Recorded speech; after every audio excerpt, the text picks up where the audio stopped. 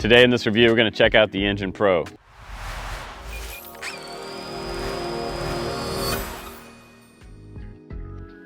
What's up guys, welcome back to the channel. I'm going to do an unbiased review about the Engine Pro because, well, it's my bike and I've been riding it for the past couple months.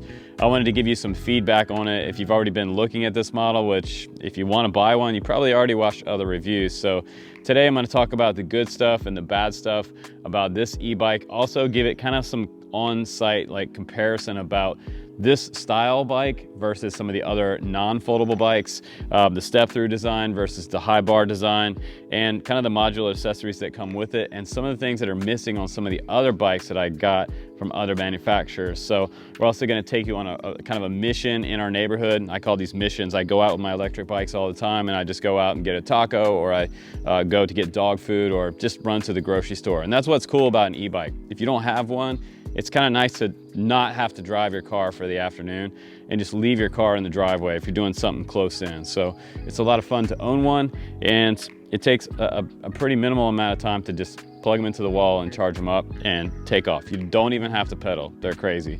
So let's go ahead and take a look at some of the good stuff about this bike that I like. We'll take you on that mission, and we'll also give you some cons in this review as well, since it is my bike. Here we go.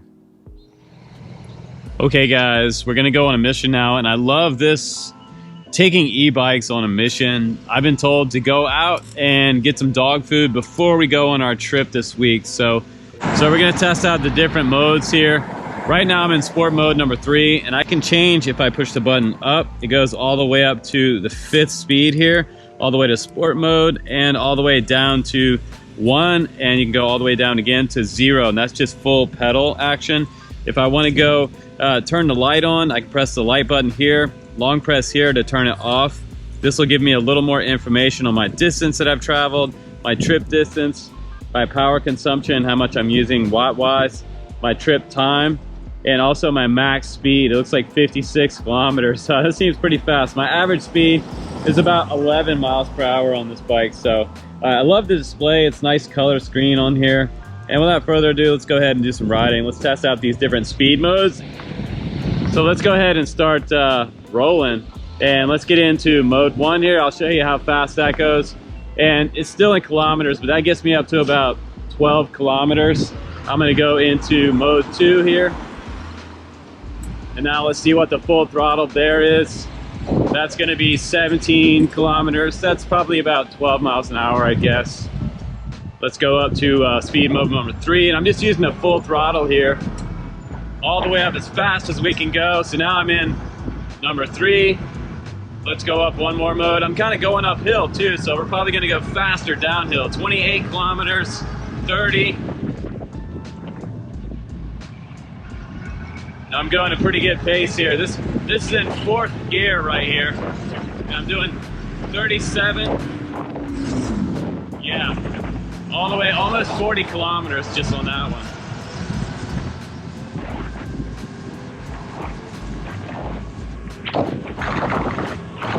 So in 4th gear, I went all the way up to about 43 kilometers. Now I'm in 5th gear. Let's see what we get. Top speed of about 45, 46, 47, 48. So top speed of about 48 kilometers. 48 kilometers is not bad for just not even pedaling at all. It's pretty good speed. Now I'm gonna come up here, I'm gonna gear down to about 2 here. I'm gonna go ahead and make a turn. I'm just gonna cross through the crosswalk probably. Okay. Someone's waving me through. Thank you for that. Now, I like the steering on this bike. Seems to turn nice and smooth. Super nice ride. The seat also feels good. It doesn't feel like a hard seat. There goes me in the mirror over there. So if you're pedaling, it's this pretty natural feeling in mode 2. If you kind of want to just cruise, you don't want to go too fast, you don't want to risk falling down, I've had some other reviewers fall down on these bikes. It's not pretty. So I'm gonna go ahead to mode 3 here. If you kind of want to get somewhere, mode 3 will bring you up a little faster. You don't have to pedal if you don't want to. Again, you can use like the throttle. And I'm almost to my destination now. I can go a little faster. That's speed mode 4. You know, I would say that like speed mode number 5 is actually kind of scary. Like, I don't really like to go that fast on a bicycle. It's really not necessary. So here we are at the farm store Wilco. I'm gonna make a left-hand turn, put my signal on here, and we're gonna get some dog food because I've been told that I should make some run today for dog food. Is anybody gonna let me through? Somebody's gotta let me through. All right, there we go.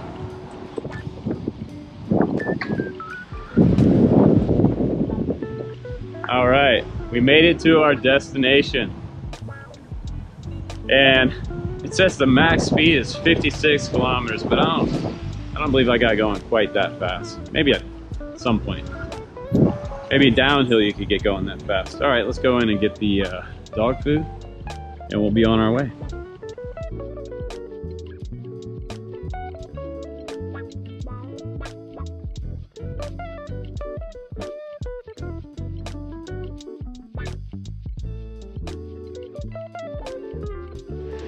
So I really like that it starts out in the 0 position, so you can just kind of pedal and not get kind of thrown into traffic.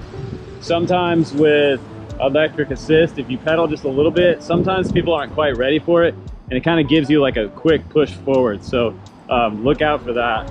I'm gonna go ahead and put it in 1. You can see it just kind of, the bike just kind of pushed along pretty fast there. And I'll get into 2. It really does start to like take off on you in mode 3. Now I'm gonna go a little faster here. Right now I'm still in speed mode 3. That's my enjoying. I like that mode the best. I'm gonna go down to 2 here. I'm just gonna cruise in 2. That puts a little more effort in the pedals. So I feel like you need more effort in the pedals. If you're gonna try to get some exercise, you could go in like mode 2. Mode 2 is a little bit better for that. Feel a little tension on my legs. If I want to get more exercise, I can go down to 1, and then I can use my gears. So I can gear down. I feel like the lowest gear on here is pretty good. So if you're trying to like actually pedal up a hill, if you lose your battery, if your battery dies on this bike, that's the other good thing. You got 8 gears on here, so you can pedal this like a regular bike. I'm just gonna go all the way down to 0 here on this downhill. It's a little bit of a downhill right here. And it still tells me my speed, so I'm doing like 19 kilometers. Flat tires and suspension really help out with the rough road. This road just got beat up by all the construction they had through here. They just added a new water main through here. So, yeah, almost back now, and that was easy. All right, welcome back from my mission. If you're watching this video at this point, you're probably still interested to hear kind of my pros and cons about this bike.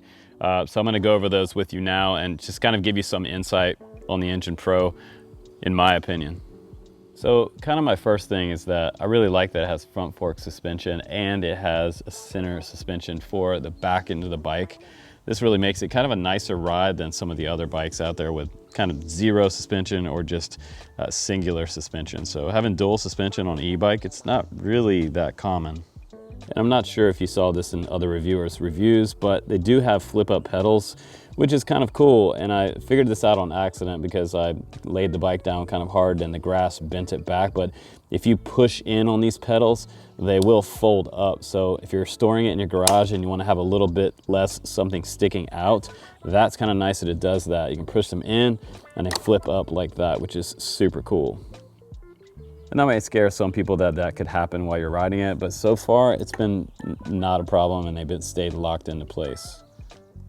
Another thing I thought was cool is that, like my mountain bike, it has adjustable front suspension on here, so you can open it up, release the tension on here and make it more cush for trail riding.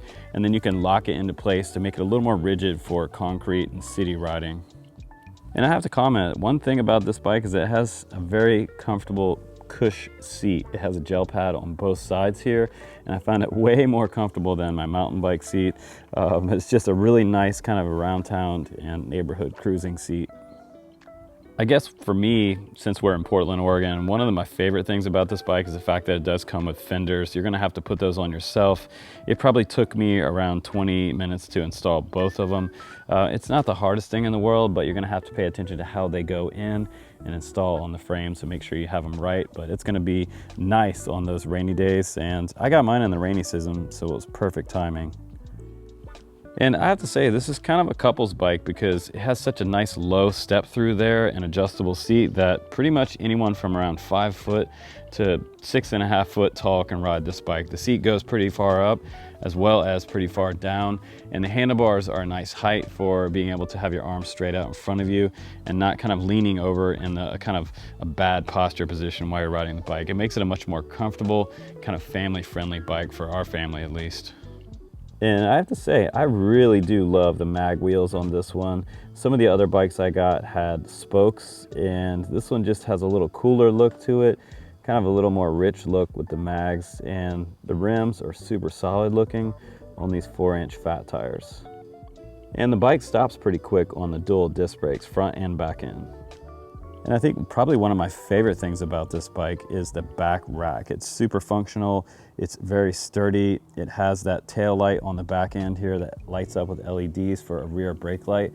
And I also noticed that you even have like little engravings on these bars across the side there for the company name, as well as kind of a lot of black on black type of logo design on the side. So it does not super flashy, and it doesn't have a bunch of like Chinese logos all over it, which makes it look much cooler. Now you could take this as a con or not, but the key goes in on the bottom like this, and once you turn the key all the way over, it will enable starting the bike, which is kind of a hidden away type of design, and I usually leave mine in there in the garage until I'm ready to ride. But if you long press the power button here, that screen will come on, and this screen is nicer than the other ones because it is full color. Everything is really large on here, and it's super easy to see my battery level, the speed, my max speed, and which gear I'm in. So yeah, there's a lot to like about this bike. The gears are nice to have the extra gears on here, 1 through 8. So if you lose your battery, you can switch into kind of what we call the granny gear, and then you can go up and down hills. You can pedal it like a regular bike, and it doesn't feel super heavy like some of the other e-bikes. When they run out of battery, or if you've ever run out of battery on a scooter, it's kind of a nightmare to be across town and then have to get back across town with a dead battery. So I feel like having the extra 8 gears on here really helps out a lot. The screen you can see during the daytime really well. It's nice and easy to be able to adjust the handlebars and the seat with the quick release right here. It goes up and down, and I mean, it goes up pretty high here if we want to go all the way up there. And then it goes low enough that my girlfriend, who's around 5 foot, can access this bike with the step-through design, which I really like a lot. The handlebars fold down by this clip right here, and I mean, we could get into what I don't like about this bike, and I think what I don't like is how heavy this bike is. Like, most e-bikes are pretty heavy. You can get it on a pretty solid size bike rack, but if you have a cheaper bike rack that might be held on by straps in the back of your car, forget that one.